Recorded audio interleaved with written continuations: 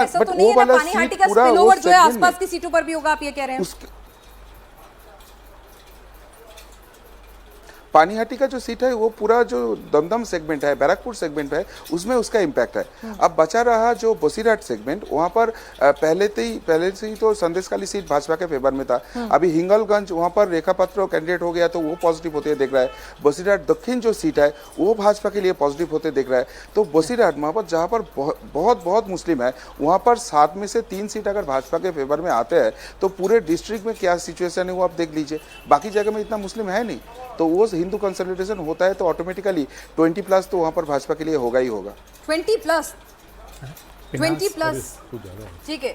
मैं मनोज जी भी कह रहे हैं, मतलब उनका एग्जिट पोल जो है 160 सीटें दे रहा है, लेकिन अब वो कह रहे हैं अब ये थोड़ा ज्यादा हो गया। कुछ ज्यादा लग रहा है मुझे, इसलिए लग रहा है। देखिए, मैं तो मुस्लिमों पे बात ही नहीं करता हूँ कि मुस्लिम जहाँ पे हैं ज्यादा, और वो पहली बार नहीं, वो हमेशा हाई पोल करते हैं दादा, और उस चीज को अब हमें हटा लेना चाहिए कि इस बार वो ज्यादा पोल करेंगे। यदि उन्होंने 80-82% पोल पिछली बार भी किया था, 24 में भी किया था और 21 में भी किया था, तो ऐसा नहीं है कि इस बार वो 84% करें।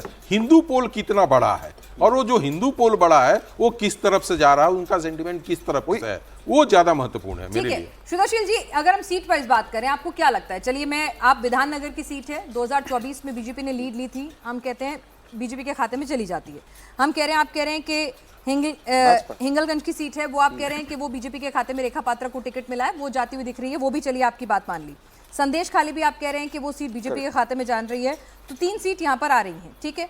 लेकिन कमरहाटी, बारानगर, दमदम, राजारहाट न्यू टाउन, राजारहाट गोपालपुर, बद्धेग्राम, बारासात, ये सारी सीटें थी जहाँ टीएमसी ने लीड भी अच्छी ली हुई थी, और 2024 में भी अपनी लीड को बरकरार रखा हुआ था। देंगांग, हरुआ, मीना खान, ये सारी आप कह रहे हैं कि बीजेपी कैसे, क्या फैक्टर्स होंगे कि अपने खाते में कर लेगी?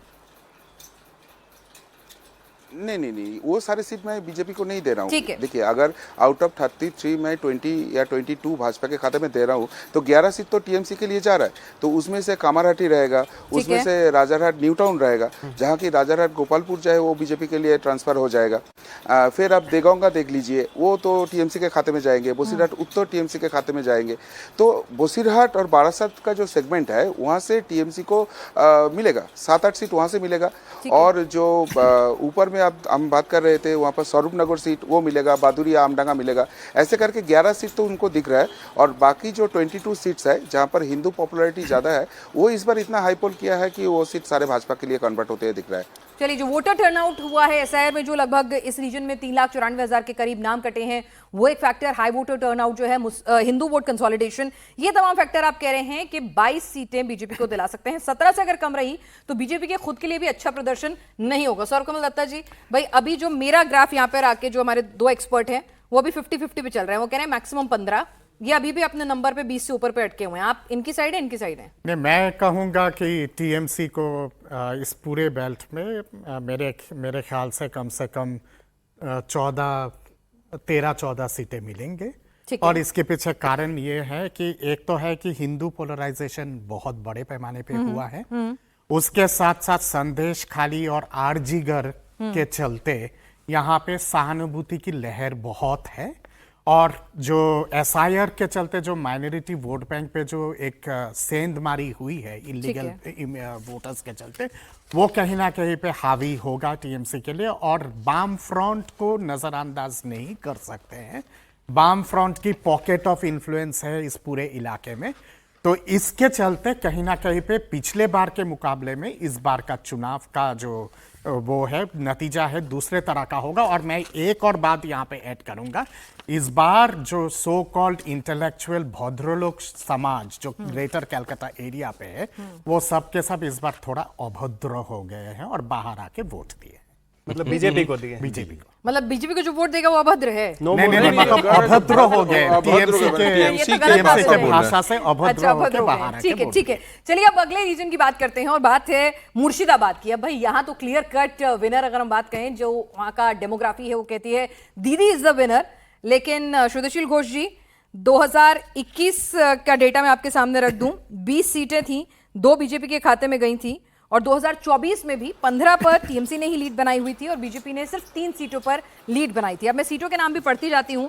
आप यहां पर कुछ ये 2 का नंबर बढ़ा रहे हैं, कोई ऐसा फैक्टर ला रहे हैं कि भाई मुस्लिम वोट भी दिलवा रहे हैं बीजेपी को? ये देख लीजिए, आपके सामने है फरक्का, शमशेरगंज, सूती, जांगीपुर, रघुनाथगंज, सागरदीघी, लालगोला, ये सारी सीटों में से सिर्फ एक जांगीपुर की सीट छोड़ दीजिए। 2024 में भी लीड जो है वो टीएमसी की रही और 2 जगह कांग्रेस की भी लीड रही है और बाकी जगह तीनों जगह टीएमसी की लीड रही है। तो कांग्रेस क्या कुछ अच्छा चुनाव लड़ रही है? कहा जा रहा है कि इस रीजन में कांग्रेस भी है, एआईएमएम भी आ गई है, हुमायूं कबीर भी आ गए हैं मुस्लिमों का वोट लेने के लिए। एक एक सीट पर 11 उम्मीदवार खड़े हुए हैं। तो आपका फिगर क्या कुछ कह रहा है और सीट वाइज अगर आप मुझे बताना चाहें श्रीधरशील घोष जी। देखिए 2024 का जो चुनाव था वहाँ पर ही यहाँ पर कांग्रेस का रिवाइवल दिख रहा था और एसआईआर के बाद वो डेटा और भी क्लीन हो गया और इस बार यहाँ पर कांग्रेस बहुत अच्छे रिजल्ट करने वाला है। ये जो आउट ऑफ 22 सीट्स है, यहाँ पर लास्ट टाइम टीएमसी को 20 सीट्स मिला था क्योंकि उसने मुस्लिम वोट कंसोलिडेट कर दिया था। मुस्लिम को ये समझाया गया था कि भाई अगर यहाँ पर भाजपा आ जाता है तो आप लोगों को इंडिया से निकलना पड़ेगा, आपको बांग्लादेश चला जाना पड़ेगा। तो ये लोग डर गए और डर के मारे ये वोट किया है। बाद में ये देखा कि ये फालतू की बात है, इसमें नहीं आना चाहिए और टीएमसी इन लोगों को बस वोट बैंक की तरह यूज़ कर रहे हैं।